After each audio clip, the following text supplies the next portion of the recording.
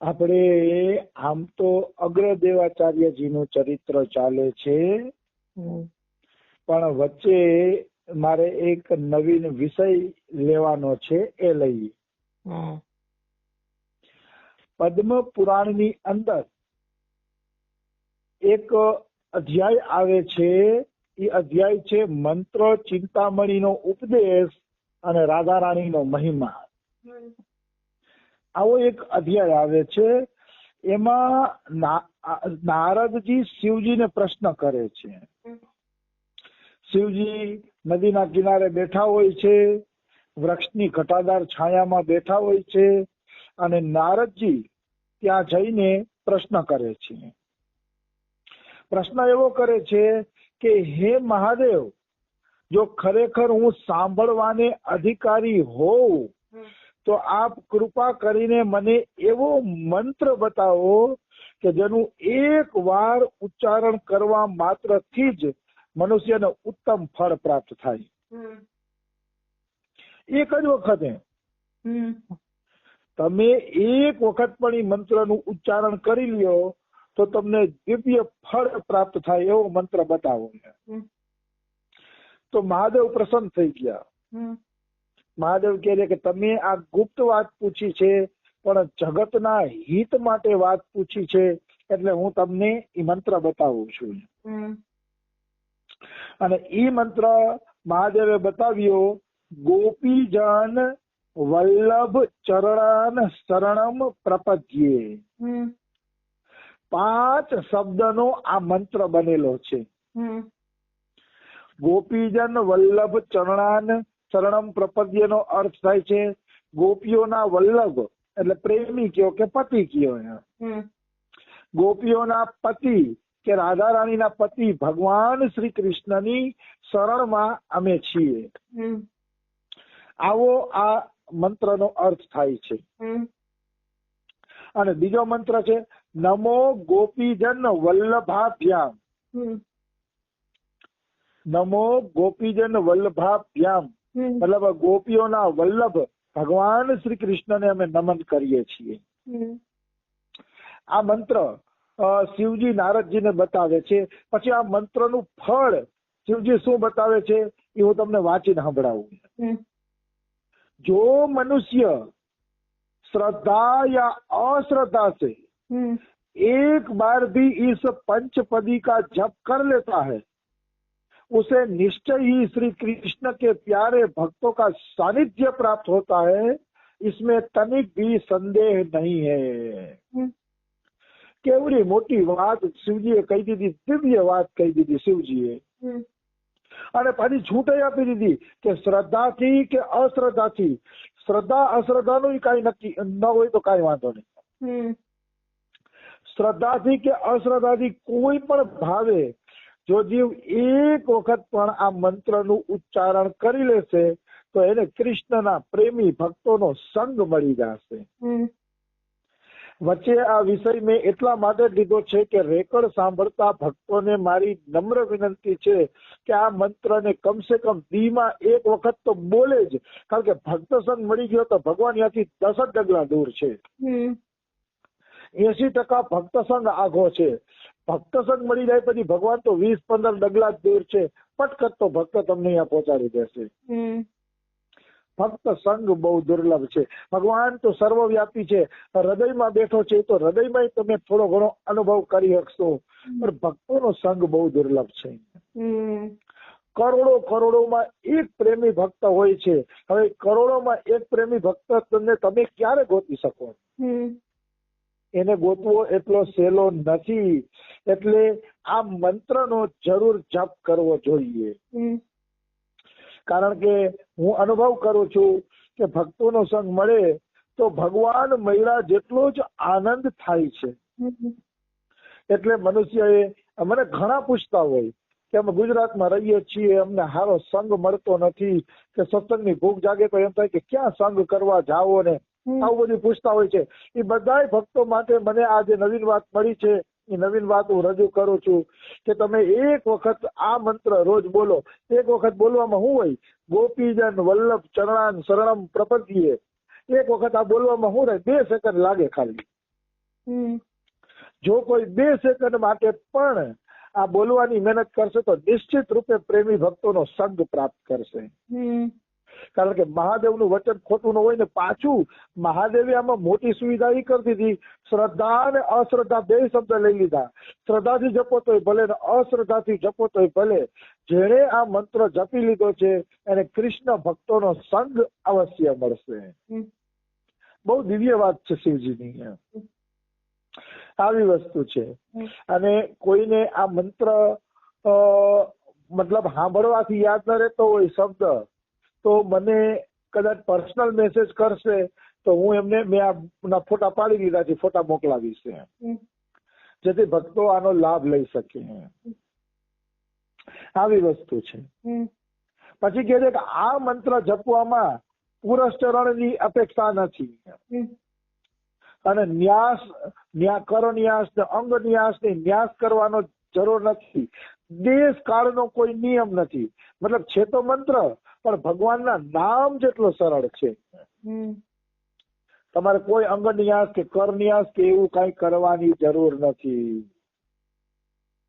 આવી વસ્તુ છે. આ મંત્ર બધા જપી શકે છે. કોણ કોણ જપી શકે છે? અહીંયા મહાદેવ પોતે કહે છે સ્ત્રીઓ જપી શકે છે. બ્રાહ્મણ થી લઈને ચાંડાલ સુધી બધા આ મંત્ર ને જપી શકે છે. શૂદ્ર જપી શકે છે. પછી જળ, મૂંગો, આંધળો, લંગડો, ગુણ, કિરાત, પુલિંદ અને પુલકસ આ ભીલ જાતિ, આભીર, યવન, કંક અને ખસ જંગલી જાતિ, પાપી જપી શકે છે.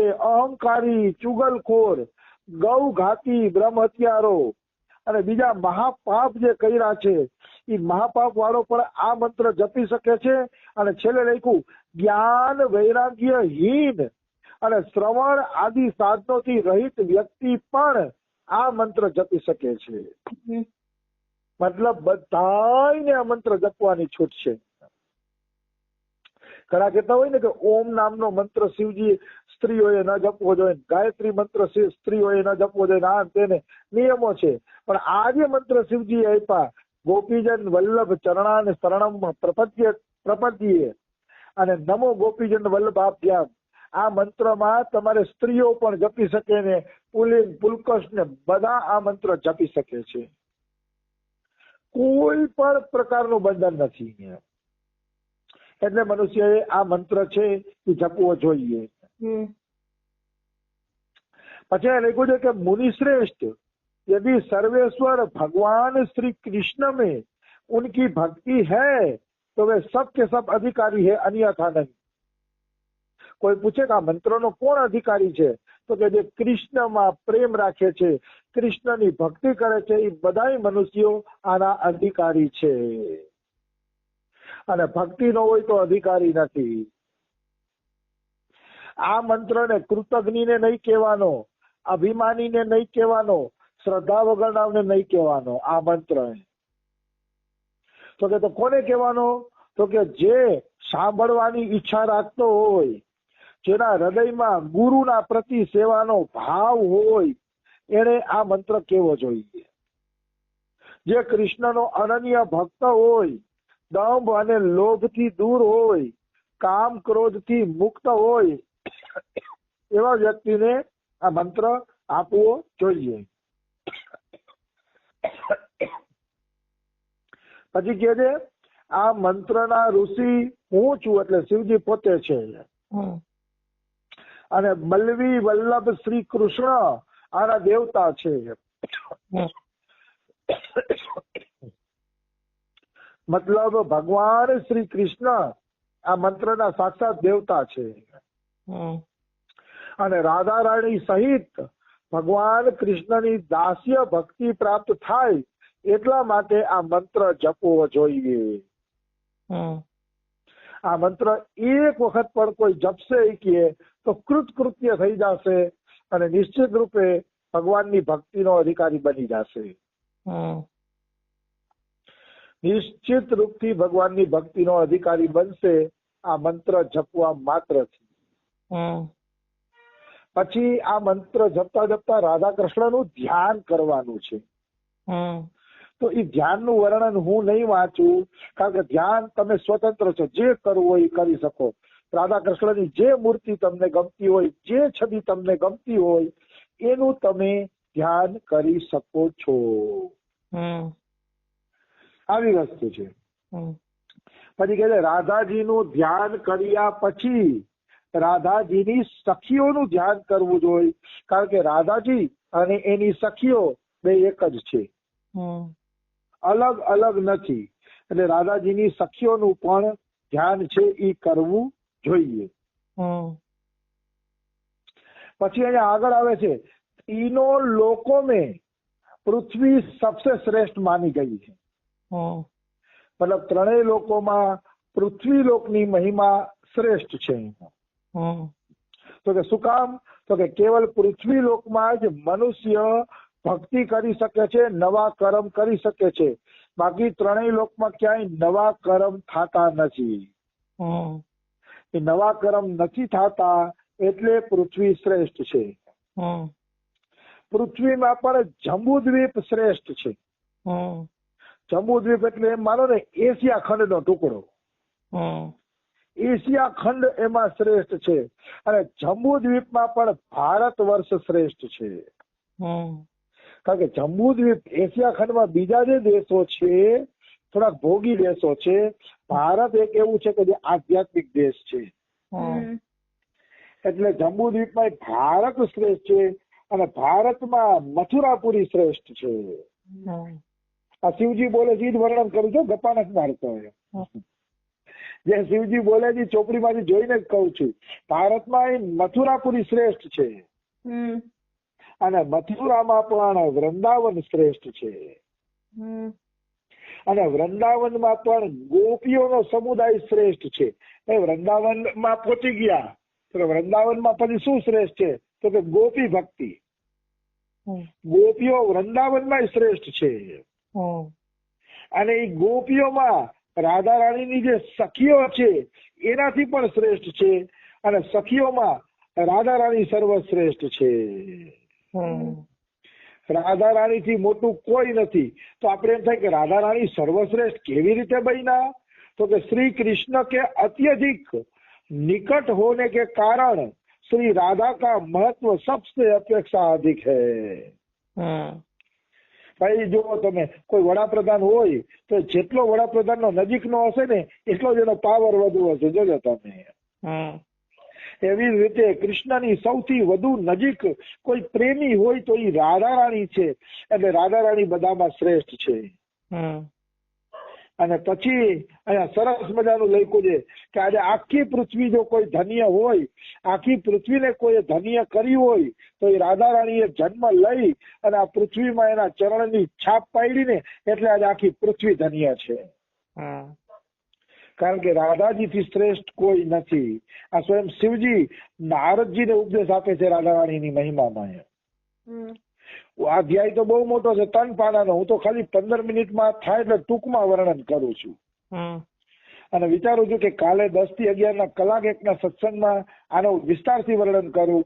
કારણ કે કલાક હોય એટલે વિસ્તારથી વર્ણન પણ થાય અને એ કલાકનો સત્સંગ પણ રેકોર્ડ થાય છે. અને હવે હું મોકલું છું, એ બધાને ખબર હશે, રેકોર્ડ વાળા ભક્તોને.